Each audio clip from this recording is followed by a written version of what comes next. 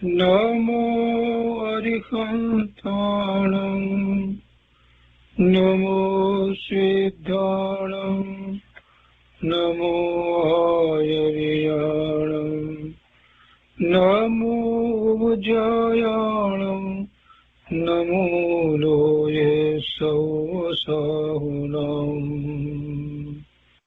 असपंसनमोकारो सर्वपावपनाशनो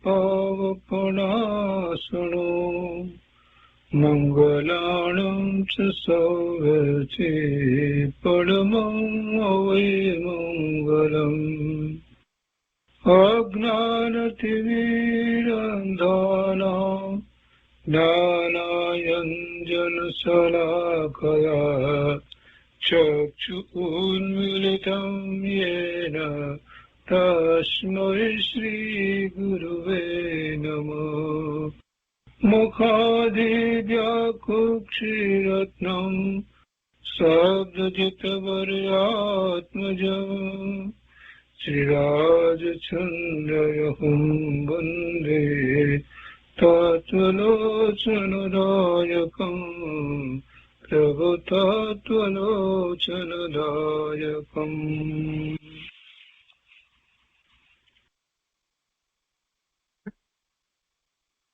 કૃપાળુદેના વચનામૃતનો સ્વાધ્યાય. એમાં આપણે વ્યાખ્યાન સારનો સ્વાધ્યાય કરી રહ્યા છીએ. વ્યાખ્યાન સાર 1 એનો બોલ 17 સુધી સ્વાધ્યાય કર્યો છે. આજે આગળ 18માં બોલથી સ્વાધ્યાય લઈએ છીએ. આ સંસારને વિશે અનંત એવા કોટી જીવોની સંખ્યા છે. વ્યવહાર આદિ પ્રસંગે ક્રોધ આદિ વર્તણૂક અનંત જીવો ચલાવે છે.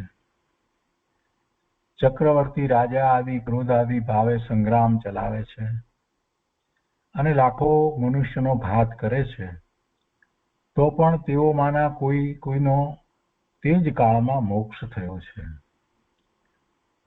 અહીંયા અનંતાનુબંધીની વાત કરવી છે એટલે આ પહેલા ભૂમિકા બાંધી કે અનંતાનુબંધી ક્રોધ, અનંતાનુબંધી માન, અનંતાનુબંધી લોભ, અનંતાનુબંધી માયા. ક્રોધ, માન, માયા, લોભ અનંતાનુબંધીના એટલે પહેલી ચોકડી એ કઈ રીતે હોય?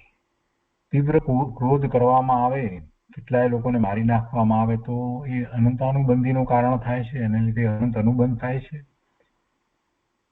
તો એ વાત સમજાવવા માટે કહે છે કે એવું તો આપણે જોઈએ છીએ કે કેટલાય જીવો છે અને એમાં કેટલાય જીવો અનેક પ્રકારે ક્રોધ વગેરે કરે છે અને કેટલાક તો યુદ્ધ પણ કરે છે.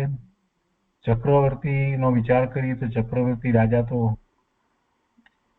6 ખંડના રાજનો સ્વામી થાય છે તો એ યુદ્ધ કરી અને કેટલાય લોકોને મારી નાખે છે.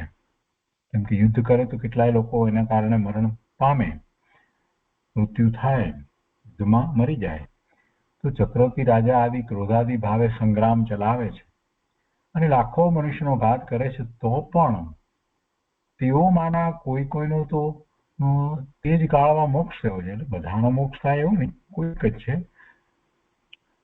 શાંતિનાથ ભગવાન 16માં, 17માં, 18માં શાંતિનાથ ભગવાન, કુંથુનાથ ભગવાન, અરનાથ ભગવાન એ 3 ચક્રવર્તી હતા અને તીર્થંકર હતા અને મોક્ષ ગયા.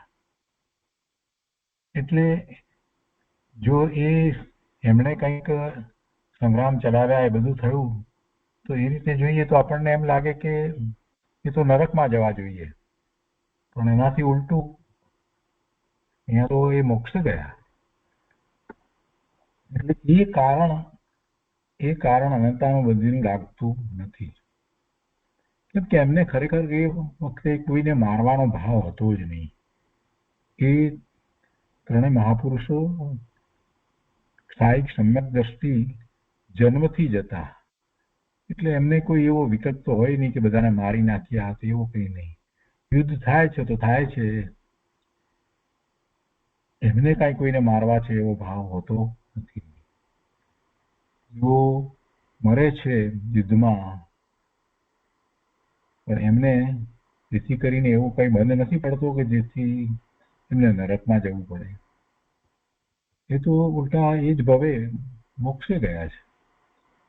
એટલે અહીંયા તો સમજાવવું એ છે કે એ કારણ નથી, અનંત અનુબંધીનું એ કારણ નથી. અનંત અનુબંધ થાય એવું કારણ કંઈક બીજું હોવું જોઈએ. એટલે આગળ વધારે વાત સમજાવે છે કે ક્રોધ, માન, માયા અને લોભની ચોકડીને કસાય એવા નામથી ઓળખવામાં આવે છે. આ કસાય છે તે અત્યંત ક્રોધ આદિ વાળો છે. તે જો અનંત સંસારનો હેતુ હોઈને અનંતાનુબંધી કસાય થતો હોય તો તે ચક્રવર્તી આદિને અનંત સંસારની વૃદ્ધિ થવી જોઈએ, અને તે હિસાબે અનંત સંસાર વ્યતીત થયા પહેલા મોક્ષ થવો સી રીતે ઘટે? મોક્ષ થાય નહીં, કેવી રીતે મોક્ષ થાય? એ વાત વિચારવા યોગ્ય છે. એટલે આ કસાયમાં ક્રોધ એવો જેને કારણે યુદ્ધમાં કેટલાય લોકો હિંસા થતી હોય તો એ અનંતાનુબંધીનું કારણ નથી. એને કારણે આ તો દાખલો તો એવો લઈએ છીએ આપણે શાંતિનાથ ભગવાન વગેરેનો, પણ એ સિવાય બીજા અન્ય જે પણ છે જે સમકીતી નથી અને એવો ક્રોધ કરે છે તો નરકમાં જાય છે, પણ છતાંય એ પણ અનંતાનુબંધીનું કારણ નથી. એ નરકનો ભવ કર્યા પછીથી ફરી પાછા એ કાં તો તિર્યક થાય છે કે મનુષ્ય થાય છે.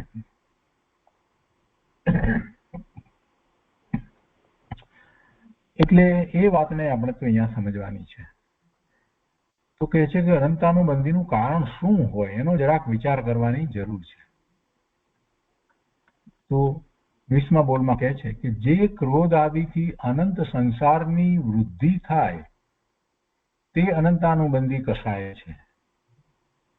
જે ક્રોધ આદિથી અનંત સંસારની વૃદ્ધિ થાય, ક્રોધ, માન, માયા, લોભ, એ ચોકડી, એની પહેલી ચોકડી જેને આપણે અનંતાનુબંધીની કહીએ છીએ. પછી પ્રત્યાખ્યાનવર્ણનીય અને સંજ્વરણ એવા કસાય કહીએ છીએ, અને દરેકમાં ક્રોધ, માન, માયા, લોભ છે, અને સાથે 9 કસાય 9 પ્રકારના એ પણ હોય. તો જેનાથી અનંત સંસારની વૃદ્ધિ થાય એવા જે કસાયો છે એને અનંતાનુબંધી કસાય કહેવામાં આવે છે. જે ક્રોધ આદિથી અનંત સંસારની વૃદ્ધિ થાય તે અનંતાનુબંધી કસાય છે. તો એ કયા? બધાય ક્રોધ, માન, માયા, લોભ બધામાં જ કહેવામાં આવ્યા. ચારે પ્રકારની અંદર, અનંતાનુબંધીની અંદર, અપ્રત્યાખ્યાનાવરણની અંદર, પ્રત્યાખ્યાનાવરણની અંદર અને સંજ્ઞની અંદર, પણ બધામાં એની માત્રાઓ જુદી જુદી છે. તો તીવ્રતા છે એ કારણે અનંતાનુબંધી હોય. તો કહે છે કે તીવ્રતા તો એવી પણ હોય કે જેમાં યુદ્ધ થાય અને જીવો કેટલાય માણસો મરી જાય, તો એ તીવ્રતા તો છે. તો શું એ અનંતાનુબંધીનું કારણ છે? એ વાત ચાલે છે. તો એ કારણ નથી એમ સમજાવી અને પછી જે કારણ છે એ વાતને કૃપાળુદેવે સ્પષ્ટ કર્યું છે. તો અહીંયા કહે છે કે જે ક્રોધાદિથી અનંત સંસારની વૃદ્ધિ થાય તે અનંતાનુબંધીનું કસાય છે. એવો કયો કસાય છે કે જેનાથી અનંત સંસારની વૃદ્ધિ થાય? અને એ પણ નિસંગ છે કે જેનાથી અનંત સંસારની વૃદ્ધિ થાય એ અનંતાનુબંધી કસાય કહેવાય. તો તે હિસાબે ઉપર બતાવેલા ક્રોધાદિ, એટલે કે જે અહીંયા જેને કારણે જીવ નરકમાં જાય એવા ક્રોધાદિ એ સંભવતા નથી. એટલે તે હિસાબે ઉપર બતાવેલા ક્રોધાદિ અનંતાનુબંધી સંભવતા નથી. અને અહીંયા તો એવું ઉદાહરણ લીધું છે કે જે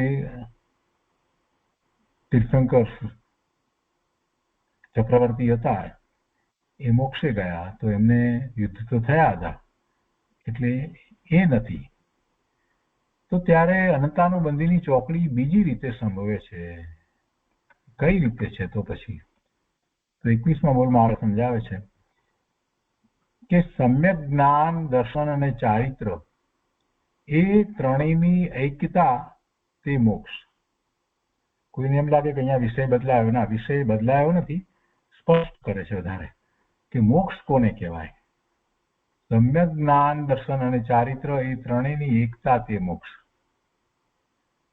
ઉમા સ્વાતીજી ભગવાને તત્વાર્થ સૂત્રમાં જે પહેલું સૂત્ર કહ્યું તે સમ્યક દર્શન જ્ઞાન ચારિત્રાણી મોક્ષ માર્ગ, એ જ મોક્ષનો માર્ગ છે. અને એની પૂર્ણપણે દશા પ્રાપ્ત થઈ જાય છે તો ભાવ મોક્ષ થાય છે અને પછીથી દ્રવ્ય મોક્ષ થાય છે. તો તે સમ્યક જ્ઞાન દર્શન અને ચારિત્ર એટલે વિતરાગ જ્ઞાન દર્શન અને ચારિત્ર છે. એ વિતરાગી જ્ઞાન, વિતરાગી દર્શન, વિતરાગી ચારિત્ર છે. તેનાથી જ અનંત સંસારથી મુક્તપણું પમાય છે. અને આ વિતરાગ જ્ઞાન કર્મના અબંધનો હેતુ છે. આ વિતરાગ જ્ઞાન છે તે કર્મના અબંધનું કારણ છે. કર્મનો બંધ પડતો નથી. વિતરાગી જ્ઞાન છે, આ માહિતી જ્ઞાન છે, એ જ્ઞાન વિતરાગી જ્ઞાન નથી. આ શાસ્ત્રનું જ્ઞાન આપણે કરીએ, શાસ્ત્ર દ્વારા જે જ્ઞાન કરીએ, જે માહિતીરૂપ જ્ઞાન, એ વિતરાગી જ્ઞાન નથી, એ માહિતી જ્ઞાન છે. માહિતી જ્ઞાન છે. વિતરાગી જ્ઞાન કોને કહેવાય? સમ્યક જ્ઞાન, સમ્યક દર્શન, સમ્યક ચારિત્ર એ વિતરાગી. તો વિતરાગી કઈ રીતે કહેવાય? તો કે જેને એમાં આત્માની અનુભૂતિ થઈ છે અને આત્માની અનુભૂતિ સહિત જે જ્ઞાન છે તે વિતરાગી જ્ઞાન છે. અનુભૂતિ સહિત જે દર્શન છે તે વિતરાગી દર્શન છે. અને એ અનુભૂતિ સહિત જેટલો સમય પોતાના સ્વરૂપમાં એકાગ્રતા છે તે વિતરાગી ચારિત્ર છે. એટલે એવું વિતરાગ જ્ઞાન દર્શન ચારિત્ર એની વાત અહીંયા તો કૃપાળુદેવ કરે છે. કહે છે કે વિતરાગ જ્ઞાન દર્શન અને ચારિત્ર છે તેનાથી જ અનંત સંસારથી મુક્તપણું પમાય છે. આ વિતરાગ જ્ઞાન કર્મના અબંધનું કારણ છે, અબંધનો હેતુ છે. વિતરાગના માર્ગે ચાલવું અથવા તેમની આજ્ઞા પ્રમાણે ચાલવું. વિતરાગી પરમેશ્વર, તીર્થંકર ભગવાન, કેવળી પરમાત્મા, એમણે જે માર્ગે ચાલી અને વિતરાગતા, સર્વજ્ઞતા પ્રગટ કરી છે, એ માર્ગે ચાલવું અથવા તેમની આજ્ઞા પ્રમાણે ચાલવું એ પણ અબંધક છે. એમ કરવાથી કર્મનો બંધ થતો નથી. એ માર્ગે ચાલવાથી કર્મનો બંધ નથી થતો. અલ્પ બંધ કદાચ થાય પણ એવો બંધ થતો નથી કે જેમાં વધુ ભવ થાય. તો તે પ્રત્યે એટલે આવો જે માર્ગ, વિતરાગના માર્ગે ચાલવું અથવા તેમની આજ્ઞા પ્રમાણે ચાલવું એ અબંધક છે. અને વિતરાગ જ્ઞાન કર્મના અબંધનો હેતુ છે. આ વાતને ખ્યાલમાં રાખી અને પછી હવે એમ કહે છે કે તે પ્રત્યે, આના પ્રત્યે જે ક્રોધ આદિ કસાય હોય તેથી વિમુક્ત થવું તે જ અનંત સંસારથી અત્યંતપણે મુક્ત થવું છે. આના પ્રત્યે ક્રોધ આદિ કસાય હોવા જોઈએ નહીં. એના પ્રત્યે વિતરાગના માર્ગે ચાલનાર પ્રત્યે, વિતરાગ માર્ગ દર્શાવનાર પ્રત્યે, વિતરાગ માર્ગ પ્રત્યે કોઈ કસાય હોય નહીં, ક્રોધાદિ કસાય હોય નહીં. અને એના પ્રત્યેના ક્રોધ આદિ કસાય હોય એવા કસાયથી વિમુક્ત થવું તે જ અનંત સંસારથી અત્યંતપણે મુક્ત થવું છે. એના પ્રત્યે ક્રોધાદિ નથી, એના પ્રત્યે અહોભાવ છે. વિતરાગના માર્ગ પ્રત્યે અહોભાવ છે.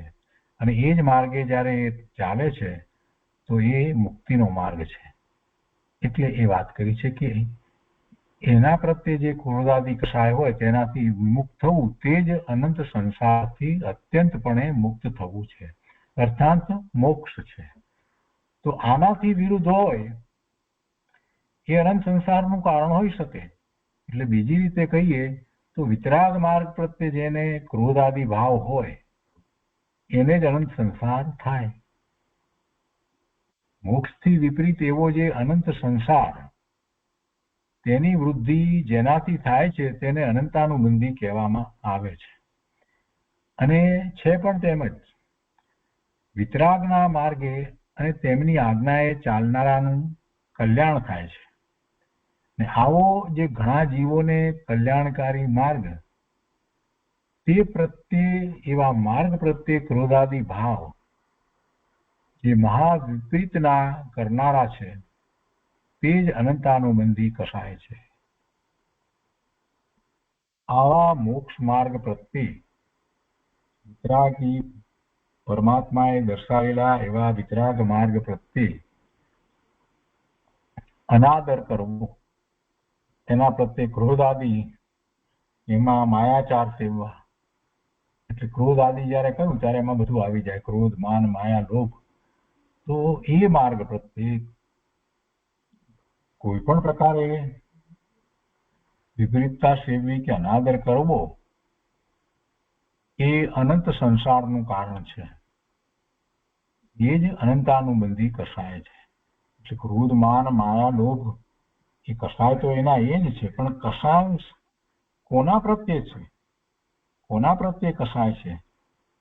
તો કે વિતરાગ પરમેશ્વર પ્રત્યે, વિતરાગ પરમાત્માએ બતાવેલા માર્ગ પ્રત્યે, વિતરાગી માર્ગે જે ચાલી રહ્યા છે એમના પ્રત્યે. જો એવા કસાય થાય છે એમના પ્રત્યે ક્રોધ, માન, માયા, લોભના ભાવ કોઈ પણ રીતે થતા હોય, એમની અવગણના થતી હોય, એમના પ્રત્યે એવા ભાવ થતા હોય, એમના વિરોધના ભાવ થતા હોય, તો એ બધા ભાવ જે છે એ અનંતાનુબંધી કસાય છે. એના એ જ કસાયો, તો પછી એને અનંતાનુબંધી કસાય કહેવાય.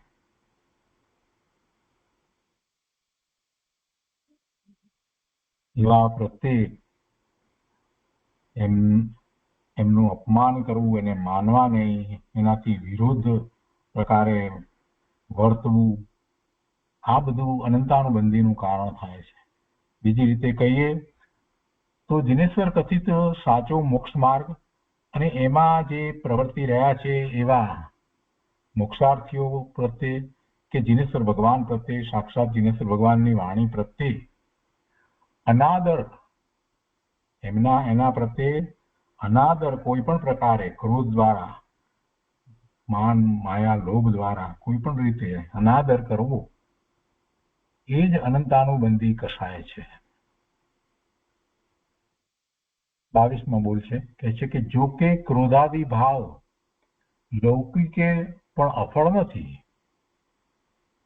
ક્રોધાદી ભાવ, ચારે ભાવ, એને કારણે જીવને એવા અશુભ ભાવને કારણે જીવને એવા કર્મના બંધ પડે છે, એવો આશ્રવ થાય છે અને એવા પાપની પ્રકૃતિના બંધ પડે છે. એટલે એ ઉદયમાં આવે છે અને એ ફળ આપે છે, એવા જ ફળ આપે છે, એટલે એ અફળ નથી. એટલે કહે છે કે જો કે ક્રોધાદી ભાવ લૌકિકે પણ અફળ નથી. એવા મોક્ષ માર્ગ પ્રત્યે ન કરતા હોય પણ લૌકિકમાં સામાન્યપણે પણ ક્રોધાદિના ભાવ જે છે, ક્રોધાદિ એટલે ક્રોધ, માન, માયા, લોભ, એવા કસાયો અને 9 પ્રકારના 9 કસાયો, એ બધા ભાવ અફળ નથી. એટલે કે એને કારણે પાપનો બંધ તો પડે જ છે અને પછી એ ઉદયમાં આવે છે. પરંતુ વિતરાગે પ્રરૂપેલ વિતરાગ જ્ઞાન અથવા મોક્ષ ધર્મ અથવા તો સત ધર્મ, તેનું ખંડન અથવા તે પ્રત્યે ક્રોધાદી ભાવ તીવ્ર, મંદ આદિ જેવે ભાવે હોય તેવે ભાવે અનંતાનુબંધી કસાયથી બંધ થઈ અનંત એવા સંસારની વૃદ્ધિ થાય છે.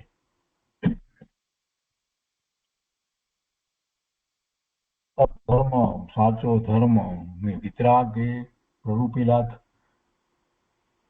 જે ધર્મ છે, એમને પ્રરૂપેલો જે મોક્ષ માર્ગ છે, એના પ્રત્યે એનું ખંડન કરવું, એનો વિરોધ કરવો, એના પ્રત્યે એવા ક્રોધાદી ભાવે વર્તવું, એની વિરાધના કરવી, એનો અણગમો કરવો, જીનવાણીનો કોઈ પણ રીતે વિરોધ કરવો, અણગમો કરવો, અનાદર કરવો, તિરસ્કાર કરવો, કોઈ પણ પ્રકારે એનો તિરસ્કાર કરવો, એ જેવા ભાવ હોય એવા ભાવ પ્રમાણે એને અનંતાનુબંધી નો બંધ પડે છે. એવા ભાવે અનંતાનુબંધી કસાયથી બંધ થઈ અને અનંત એવા સંસારની વૃદ્ધિ થાય છે.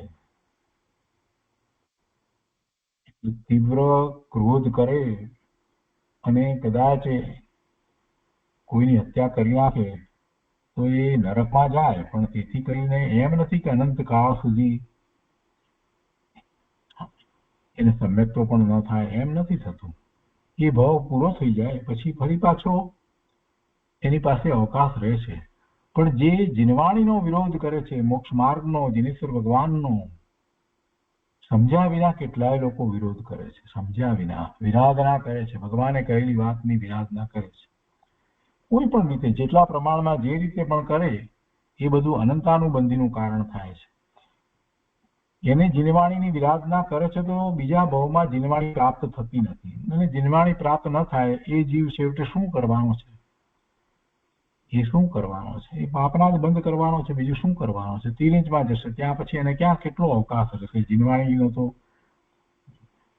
એને કોઈ રીતે સ્પર્શ થયો નથી, તો પછી શું થશે? એટલે એ ઉપરથી પણ આપણને સમજાય છે કે વાત બરાબર છે, એમ જ છે. કેટલાય લોકો સમજ્યા વગર જીનવાણીનો બીજી રીતે વિરોધ કરે છે. કોઈ એમ કહે કે જીનવાણી સર્વશ્રેષ્ઠ છે, તો કે ના, બધા ધર્મ સમાન છે, તો એમાં પણ એને અંશે જીનવાણીનો વિરોધ કરી દીધો. એની પાસે ક્યાં જીનવાણી માટે જેવો પૂરેપૂરો ભાવ છે કે જીનવાણી પરમ સત્ય છે, જીનેશ્વર ભગવાનની વાણી એ જ પરમ સત્ય છે, અને જીનેશ્વર ભગવાન સિવાય પછી બીજા માટે કોઈ ભાવ બાકી રહેતો જ નથી. તો એમાં કહે કે ના, પણ બીજા પણ એવા જ છે, જીનેશ્વર ભગવાન જેવા છે, બીજા ધર્મો જે છે પણ એ પણ જીનવાણી સમકક્ષ છે, જીનેશ્વર ભગવાને કહ્યું એમ જ છે. આવી બધી જયારે વાત કરે છે તો એનો અર્થ એ થયો કે એની પાસે જીનેશ્વર કથિત મોક્ષ માર્ગ સિવાય બીજા અન્ય માટે આદર છે, એને આદર કરવા માટેનો એનો અવકાશ છે. તો જેટલા પ્રમાણમાં બીજા અન્ય ધર્મનો આદર કરે છે તો એટલા પ્રમાણમાં જીનવાણીનો અનાદર થઈ જાય છે, એટલે અથવા તો બીજી રીતે એટલો આદર ઓછો થાય છે. બધા સરખા કહે છે તો એમાં એ જ થઈ જાય છે. જીનેશ્વર ભગવાનની સમકક્ષ બીજાને મૂકે, જીનવાણીની સમકક્ષ બીજા ધર્મોને મૂકે તો એમાં પણ એ અનાદર થાય છે, એને સમજ્યા વગરનો અનાદર થાય છે. અને એમ કરવાથી એને જીનવાણી પ્રાપ્ત થવી અઘરી થઈ જાય છે. બીજા ભાવમાં જીનવાણી જ પ્રાપ્ત ન થાય તો જીનેશ્વર ભગવાનની વાણી વિના એ મોક્ષ માર્ગમાં આવશે કેવી રીતે? શુભભાવમાં નહીં આવે. નાના પ્રકારના શુભભાવ હશે, મુખ્યત્વે તો અશુભ ભાવમાં જ એ જીવન ગાળશે, એટલે તિર્યંચમાં જ જશે. અને એવું તિર્યંચમાં એમ જ જીનવાણીનો કોઈ પણ સ્પર્શ થયો ન હોય અને જે તિર્યંચમાં જાય એને તિર્યંચમાંથી વધારે વધારે નીચી ગતિમાં જવાનું થશે, કે જેમાં એ વધારે હિંસા કરે એવો તિર્યંચ થાય, ક્રૂરતા હોય એવો તિર્યંચ થાય. હવે એમાંથી ક્યાંથી એ નીકળે? એમ કરતા પડતા એ એકેન્દ્રિયમાં ચાલ્યો જાય.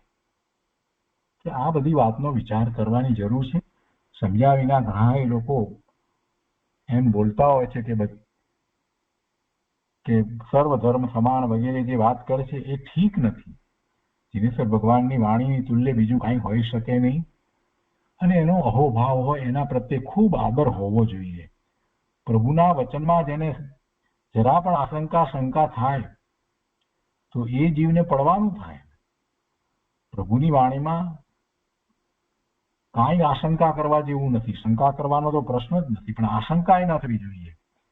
પોતાને એટલી બુદ્ધિ નથી, પોતાનો એ રીતે ક્ષયોક્ષમ નથી, માટે કોઈ વસ્તુ સમજાતી નથી, તેથી એ વાતને જીનવાણીની કોઈ વાતને સમજ્યા વિના ખોટી ઠરાવવી એ બરાબર નથી.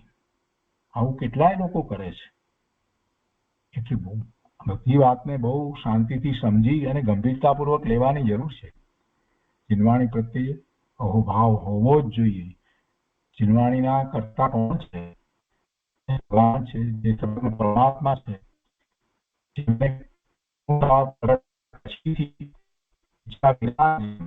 પૂર્વે જે ભાવ કર્યા હતા કે જગતના જીવોનું કલ્યાણ થાય, પૂર્ણપણે કલ્યાણ થાય, એટલે ઈચ્છા વિના જ એમની દિવ્ય ધ્વનિ એમના આખા શરીરમાંથી ઓમકાર રૂપે છૂટે છે અને એ દ્વારા જીવોને જ્ઞાન પ્રકાશ થાય છે અને એમાંથી જ ગણધર ભગવાન આ 12 અંગની રચના કરે છે. 12મા અંગમાં તો 14 પૂર્વની રચના કરે છે. તો આ બધી વાતને સમજવી અને એ પ્રત્યે એવો અહોભાવ કેળવવો જેથી કરીને ક્યારેય જીનવાણી પ્રત્યે કોઈ પ્રકારે ક્રોધ, માન, માયા, લોભ કે એવા કોઈ ભાવ થાય જ નહીં, એટલે કે અનંતાનુબંધી કશાય થાય નહીં.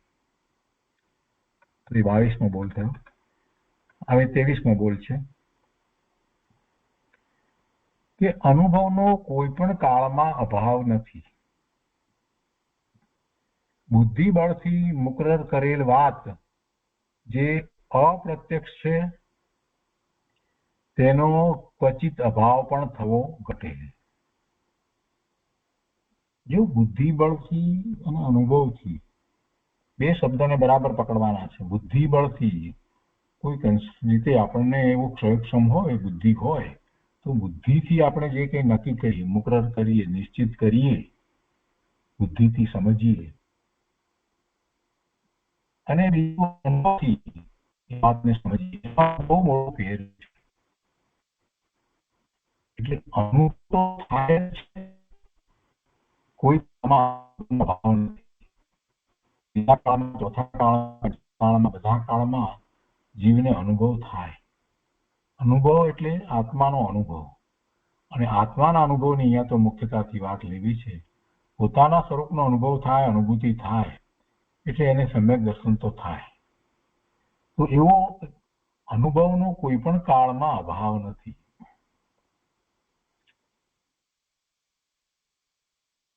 બુદ્ધિબળથી નક્કી કરે, મુકરર કરેલ વાત જે પ્રત્યક્ષ નથી, અપ્રત્યક્ષ છે, અને અનુભવ દ્વારા જે છે એ પ્રત્યક્ષ છે.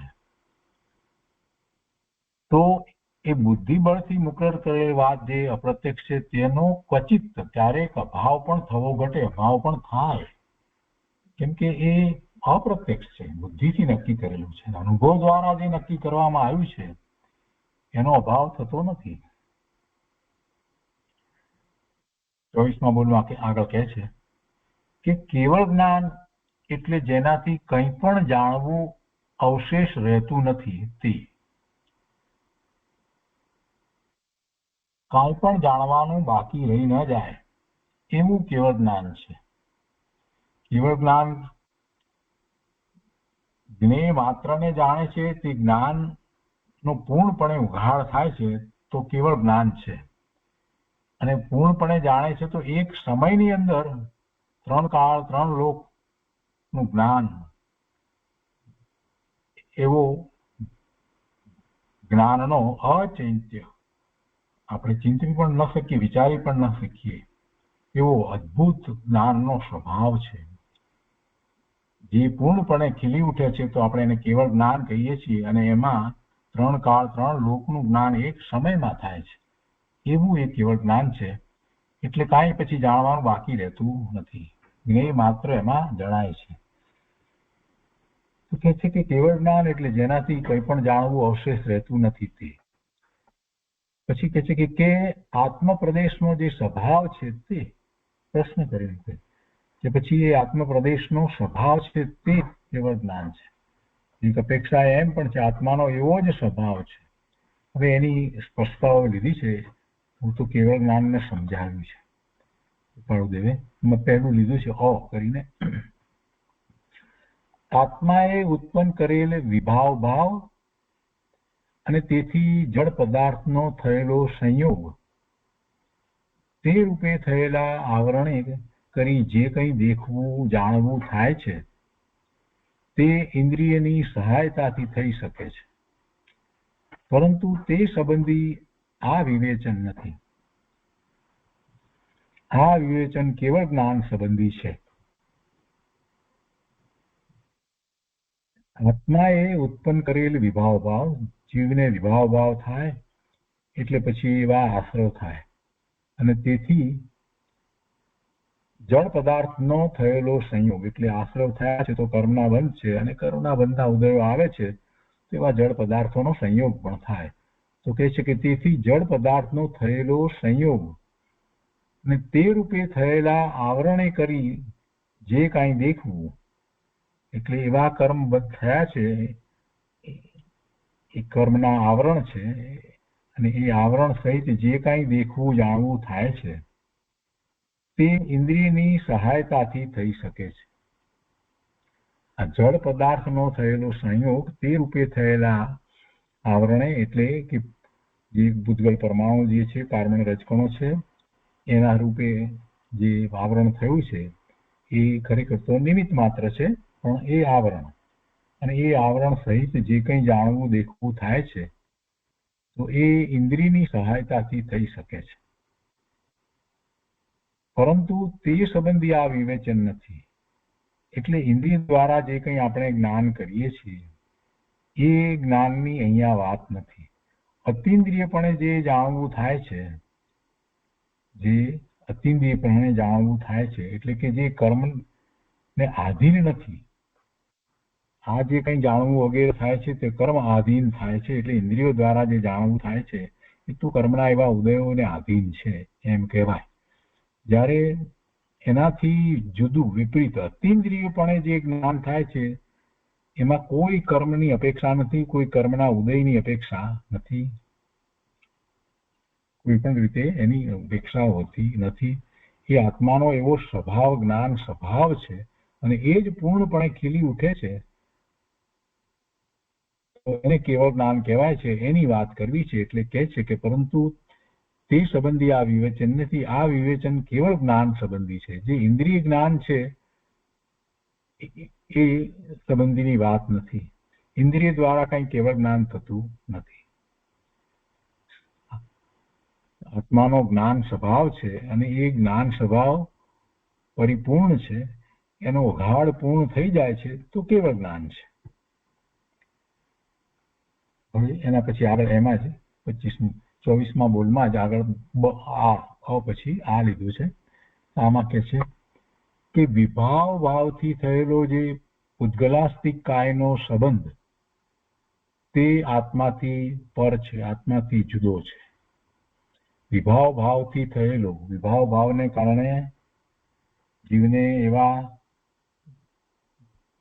કર્મના બંધ પડે છે, શુભાશુભ ભાવને લીધે એવા ભાવ આશ્રવ થાય છે, અને એવા કર્મનો બંધ પડે છે. એટલે એવા કાર્બન રજકણો આવે છે, એનો સંબંધ થાય છે. ઉદ્ગલ કાર્બન રજકણોનો સંબંધ એને થાય છે, પણ એ આત્માથી જુદો છે, આત્માથી પર છે. વિભાવ ભાવથી થયેલો જે પૂતગલાસ્તિકાયનો સંબંધ તે આત્માથી જુદો છે, ભિન્ન છે, પર છે. તેનું તથા જેટલા પૂતગલનો સંયોગ થયો તેનું, એટલે એ જે પ્રકારના કારણ રજકણો છે એ, એટલે આપણે જેને કહીએ છીએ કે જે પ્રકૃતિ, અને જેટલા પૂતગલનો સંયોગ એટલે પ્રદેશ બંધ, તેનું તથા જેટલા પૂતગલનો સંયોગ થયો તેનું યથા ન્યાયથી જ્ઞાન અર્થાત અનુભવ થાય તે અનુભવ ગમ્યમાં સમાય છે. એ અનુભવ ગમ્યમાં સમાય છે. શું વાત લીધી છે કે આ જે વિભાવ ભાવને કારણે ભૂતલાસ્તિકાયનો સંબંધ થયો, ભૂતગલનો સંબંધ થયો, તે આત્માથી જુદો છે, પર છે, અને તેનું તથા જેટલા, એટલે આ સંબંધ થયો છે તે, તેનું તથા જેટલા પૂતગલનો સંયોગ થયો તેનું, એટલે એ પ્રકૃતિ અને પ્રદેશ બંધની વાત આવી જાય છે. તો એ એનું ન્યાયપૂર્વક યથા ન્યાયથી જ્ઞાન અર્થાત અનુભવ થાય તે અનુભવ ગમ્યમાં સમાય છે. અને તેને લઈને લોક સમસ્તના જે પૂતગળ તેનો પણ એવો જ નિર્ણય થાય તે બુદ્ધિ બળમાં સમાય છે. પોતાને જેટલો ઉઘાડ જે છે, કાર્બન રજકણો જેટલા પ્રમાણમાં આવ્યા છે એ પ્રમાણે બાકીનો જેટલો જે રીતે ઉઘાડ છે, તો એ ઉઘાડ જે છે એનાથી જે અનુભવ થયો એ અનુભવ ગમ્યમાં સમાયો. અને એ અનુભવ ગમ્યમાં સમાયો એ પછીથી કહે છે કે અને તેને લઈને લોક સમસ્તના જે પૂતગળ તેનો પણ એવો જ નિર્ણય થાય તો અનુભવમાં તો ફક્ત અમુક જ વાત સમાય છે, પણ એ દ્વારા બુદ્ધિથી વિશેષ વાતને એનો નિર્ણય કરે, વિશેષ વાતને સમજે છે, તો એને બુદ્ધિબળમાં સમાય છે એમ કહ્યું છે. એ બુદ્ધિબળમાં સમાય છે. હવે એને ઉદાહરણ દ્વારા સમજાવ્યું છે કે જેમ જે આકાશ પ્રદેશને વિશે અથવા તો તેની નજીક વિભાવી આત્મા સ્થિત છે, તે આકાશ પ્રદેશના તેટલા ભાગને લઈને અછેદ્ય અભેદ્ય એવું જે અનુભવાય છે તે અનુભવ ગમ્યમાં સમાય છે. અને તે ઉપરાંતનો બાકીનો આકાશ, જેને કેવળ જ્ઞાનીએ પોતે પણ અનંત, જેનો અંત નહીં એવો કહેલ છે, તે અનંત આકાશનો પણ તે પ્રમાણે ગુણ હોવો જોઈએ એવું બુદ્ધિબળે નિર્ણિત કરેલું હોવું જોઈએ. એ બુદ્ધિબળથી નિર્ણિત થાય છે. એટલે જ્યારે એક અંશ અનુભવ સહિત પ્રાપ્ત થયો છે, તો બાકી બીજો બધો બુદ્ધિ દ્વારા નિર્ણય થાય છે. બીજો બધો બુદ્ધિબળથી નિર્ણય થઈ શકે છે. જેમ કે બીજનો ચંદ્ર છે, એ આપણે જાણ્યો તો એ પ્રત્યક્ષ જોયો જાણ્યો, તો એ વખતે પૂર્ણિમાનો ચંદ્ર કેવો હોય એ બુદ્ધિબળ દ્વારા નિર્ણય થઈ શકે છે. એ ન્યાય છે. એ ન્યાયથી આ વાત અહીંયા સમજવાની છે કે જે પ્રમાણે આ ઉદ્ગલાસ્તિકાયનો સંબંધ જે થયો છે, તો એ સંબંધ એને આત્મા અનુભવ દ્વારા પોતે જુદો જાણે છે, અને જેટલા પ્રમાણમાં જે રીતે એને એટલો સંબંધ થયો છે, એટલે બીજો જે ઉઘાડ રહ્યો છે, તો એથી એ પોતે પોતાના જ્ઞાન સ્વભાવને કારણે જે કંઈ જાણે છે તેનો અંશ એને પ્રગટ થયો છે. બાકી તો એ આવરાયેલો છે એમ આપણે કહીએ છીએ, પણ એટલો ઉઘાડ ઓછો છે. પણ અંશ પ્રગટ થયો છે, તો અંશી કેવો હશે એનો નિર્ણય બુદ્ધિ દ્વારા થઈ શકે છે. સમ્યક દર્શન થાય છે ત્યારે પણ એને કર્મના ઉદયો તો છે. દર્શન મૌની કર્મનો ઉદય વર્તે છે, જ્ઞાનાવરણીય દર્શનાવરણીય એ બધી કર્મની પ્રકૃતિઓ, અને અંતરાય પણ એ ચારે ઘાતી કર્મની પ્રકૃતિના ઉદયો એને છે. એ વખતે જ્યારે એને દર્શન મૌનીયનો ઉપશમ થાય છે, હજી એ ક્ષય તો થયો નથી, ક્ષયોપશમ પણ થયો નથી, પણ ઉપશમ થયો છે, તો એ વખતે પણ જે એને અનુભવ થાય છે તે પોતે આવો છે. તો એવો અનુભવ એ વખતે જે થયો છે એ અનુભવમાં શરણાય છે, એટલે પોતા વિશેનો, અને એના ઉપરથી એને આખો આત્મા પૂર્ણપણે કેવો હશે, અનંત ગુણો પૂર્ણપણે એનો ઉઘાડ થાય તો કેવો હશે એનો એને નિર્ણય થાય છે. જ્ઞાનનો અંશ પ્રગટ થયો છે, સમ્યક જ્ઞાનનો અંશ પ્રગટ થયો છે, તો એ ઉપરથી કેવળ જ્ઞાન કેવું હશે એનો એને ખ્યાલ આવે છે. એ બુદ્ધિપૂર્વકનો છે, એ બુદ્ધિબળમાં સમાય છે. પૂર્ણ અંશ હજી પૂર્ણતા પ્રગટ નથી થઈ, પણ અંશ પ્રગટ થયો છે, તો એ વાતને આપણે સમજીએ છીએ તો એના ઉપરથી આ વાત સમજાય છે કે વિભાવ ભાવથી થયેલો જે પૂતગલાસ્તિકાયનો સંબંધ તે આત્માથી તો જુદો છે, ભિન્ન છે, પણ એ એટલો સંબંધ થયો છે, એ સંબંધ ઓછો વધતો હોય છે. તેનું તથા જેટલા પૂતગલનો સંયોગ થયો તેનું યથા ન્યાયથી જ્ઞાન, એટલે જેટલો જે પ્રમાણે સંબંધ થયો છે, પોતાને જેટલું આવરણ વગેરે થયું છે, તો એ ન્યાયપૂર્વક એનું જ્ઞાન અર્થાત અનુભવ થાય, તો તે અનુભવ ગમ્યમાં સમાય છે. અને તેને લઈને લોક સમસ્તના જે પૂતગળ તેનો પણ એવો જ નિર્ણય થાય, તે બુદ્ધિબળમાં સમાય છે. જેમ જે આકાશ પ્રદેશને વિશે અથવા તો તેની નજીક વિભાવી આત્મા સ્થિત છે, તે આકાશ પ્રદેશના તેટલા ભાગને લઈને અછેદ્ય અભેદ્ય એવું જે અનુભવાય છે, તે અનુભવ ગમ્યમાં સમાય છે. અને તે ઉપરાંતનો બાકીનો આકાશ, જેને કેવળ જ્ઞાનીએ પોતે પણ અનંત કહેલ છે, જેનો અંત નહીં એવો કહેલ છે, તો તે અનંત આકાશનો પણ તે પ્રમાણે ગુણ હોવો જોઈએ. જે ભાગમાં પોતે રહ્યો છે, તો એનું જે એને એની સમજ આવી છે, તો એ પ્રમાણે બાકીનો પણ આકાશ એવો ગુણ હોવો જોઈએ, એવું બુદ્ધિ બળે નિર્ણિત કરેલું હોવું જોઈએ, એવો નિર્ણય થવો જોઈએ. જે આકાશના પ્રદેશને વિશે આ આત્મા જેટલા પ્રદેશને વિશે જે રીતે રહ્યો છે તો એનો જે એને અનુભવાય છે તે કેટલી એ વાત કરી છે કે તે આકાશ પ્રદેશના તેટલા ભાગને લઈને અચ્છેદ્ય અભેદ્ય જેવું જે અનુભવાય છે તે અનુભવ ગમ્યમાં સમાય છે. અને તે ઉપરાંતનો બાકીનો આકાશ જેને કેવળ જ્ઞાનીઓએ પોતે અનંત કહેલ છે તે અનંત આકાશનો પણ તે પ્રમાણે ગુણ હોવો જોઈએ. એટલે પેલો જે આકાશનો ભાગ જ્યાં પોતે રહ્યો છે એ જેમ પોતાની ખ્યાલમાં આવે છે, અનુભવ ખ્યાલમાં આવે છે, તો એવું એના ઉપરથી સમગ્ર આકાશ એ જ રીતે હોવું જોઈએ કે જે અવગાહના આપે. પોતે જે આકાશના ભાગમાં રહ્યો છે એ ભાગ આકાશનો ભાગ એને અવગાહના આપે છે, એને માર્ગ આપે છે, એને રહેવા માટેની જગ્યા આપે છે. તો એ ઉપરથી એને એમ ખ્યાલ આવે કે બીજો બધો આકાશનો ભાગ પણ એવો જ હોવો જોઈએ કે જે બીજા જીવોને અને બીજા પૂતગળ પરમાણુને બધા દ્રવ્યોને એવી અવગાહના આપે એવો હોવો જોઈએ. એવું બુદ્ધિ દ્વારા નક્કી કરી શકાય છે. એટલે તે પ્રમાણે ગુણ હોવો જોઈએ, એવું બુદ્ધિ બળે નિર્ણિત કરેલું હોવું જોઈએ. આવી સમજ તો હોવી જોઈએ. હવે આ વિશે વધારે વિસ્તાર આપણે લઈશું અને પછી એના પછીનો જે ભાગ છે એ બધું પણ આવતા સ્વાધ્યાયમાં લઈશું. આજનો સ્વાધ્યાય અહીંયા સુધી રાખીએ છીએ.